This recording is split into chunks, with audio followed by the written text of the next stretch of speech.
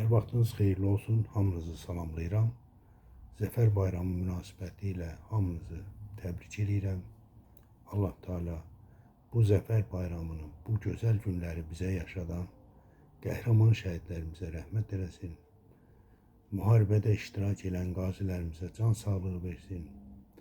Qəlbi ilə, ürəyi ilə, qələmi ilə, beyni ilə qələbəmizə kömək olan, qələbəmizdə payı olan hər kəsə Allah Teala can sağlığı versin.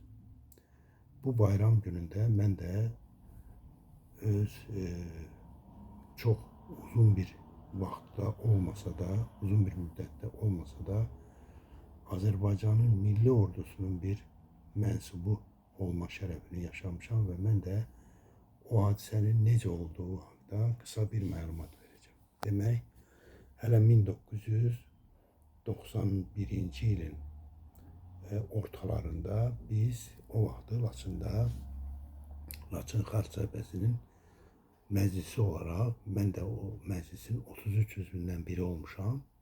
Qərar aldıq ki, Laçında ərazi müdafiə batalyonu, ərazi müdafiə hissəsi yaradılsın.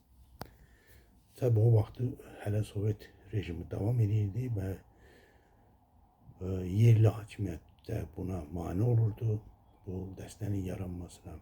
Ancaq biz belə qərar verdik və məclis üzvləri bir yerdə getdik, hərbi hissəni harda yerləşdirəcəyik yerinə baxdıq.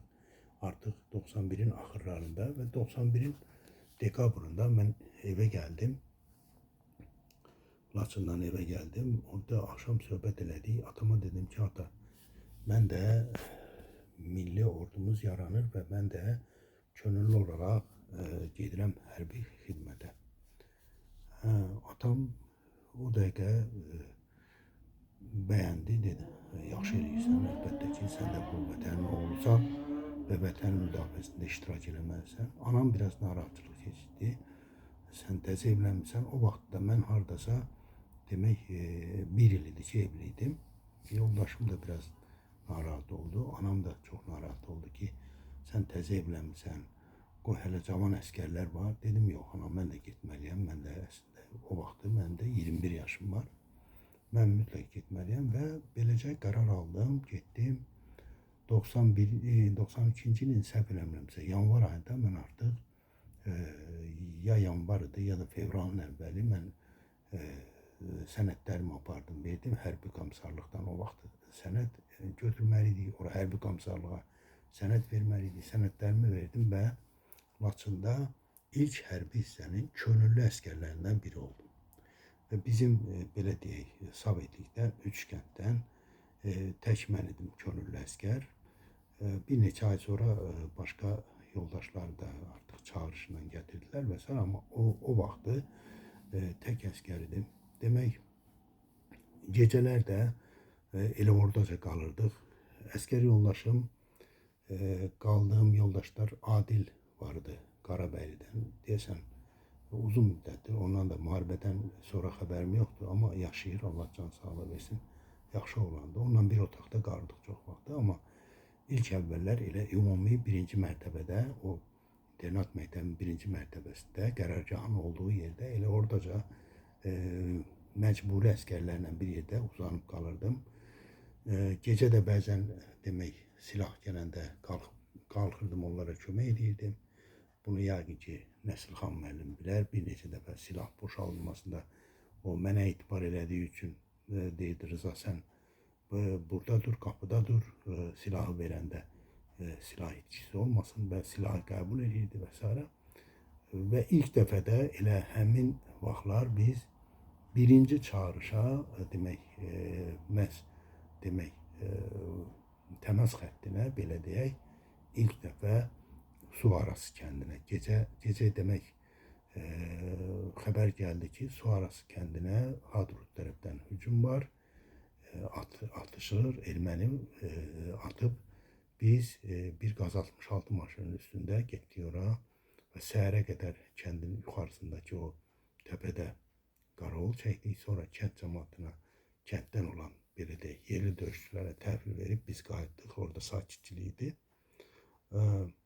Ondan sonra demək, ikinci mənim belə deyək, daha çox qaldığım post Köhnəkənd postuydu. Artıq orada bir xeyli qaldıq, səhv eləmirəmsə yarım ay. Sonra çox təəssüf ki, Laçının işğal ərəfəsində bir neçə qısa müddətli postlarda olduq. Döyüş bölgələrində iştirak elədik və Laçın işğalından sonra əvvəlcə Cəbrayılda, səhv eləmirəmsə Sarı Yataq kəndi idi. Orada məktəbdə qaldıq. Ondan sonra Muradxanlı kəndində məktəbdə qaldıq və sonra mən yenə bir 15 gün, bəlkə də daha çox Səfyan kəndində döyüş nöqtəsində oldum. Ondan sonra Yuxarı Fərəcan kəndində döyüş nöqtəsində olduq və o ərəfədə ən ağır döyüşümüz, döyüşdə mən iştirak etdiyim döyüş Yuxarı Fərəcan kəndindəki döyüşüdür. Həmin döyüşdə bizim demək Suarası kəndindəki əsgərlərimizdən 3'ü şəhid olmuşdu. Çox təəssüf ki, Allah hamısına rəhmət etsin, bütün şəhidlərimizə. Və sonra bizim hərbi hissəmiz yuxarıya, şimala köçdükdən sonra yenə mən Ərikli kəndinə getdim. Bir müddət də orada hərbi xidmətdə oldum və sonra universitetə qəbul olduğum üçün artıq hərbi xidmətdən qayıdıb İstanbula oxumağa getdim. Bax, belə qısa, çox da uzun müddətli olmasa da mən də bu şanlı ordunun bir ilk könüllü mənsublarından biri olmuşam. İlk könüllü əsgərlərindən biri olmuşam. Bununla fəxr edirəm, qürurluyam. Bu istər 1-ci Qarabağ müharibəsində, istər 2-ci Qarabağ müharibəsində qəhrəmanlıqla şəhid olan şəhidlərimizə Allahdan rəhmət diləyirəm bir daha. Qazilərimizə can sağlığı arzulayıram.